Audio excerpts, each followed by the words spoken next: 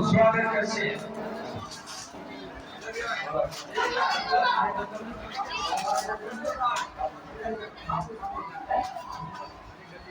માધુભાઈ કલસરિયા તેમનું પણ આપણું સ્વાગત કરશે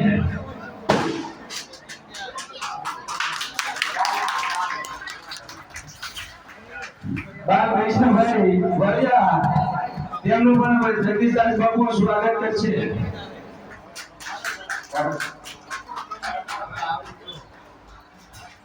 મવા તાલુકા પંચાયત પ્રમુખ ગુલાબભાઈ બાલિયાનું સ્વાગત જગદીશદાસ બાપુ કરશે આદરોડ જિલ્લા પંચાયત શિક્ષણ સભ્ય જસુભાઈ મોજી તેમનું સ્વાગત જગદીશદાસ બાપુ કરશે જયંતિભાઈ બામણિયા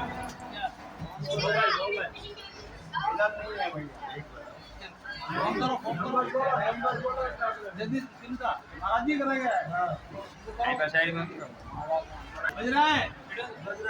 आप ये देखो આશીભાઈ નેતા વાળા એમને વતી એમનો છોકરો નિલેશભાઈ મકવાણાનું સ્વાગત જગદીશદાસ બાપુ કરશે तो जा बज रहा है तो नहीं तो चलो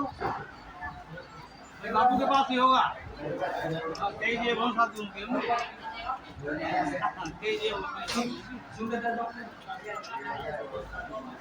આપણા ગૌના દાદા શ્રી પરેશભાઈ ભેડા તેમનું સ્વાગત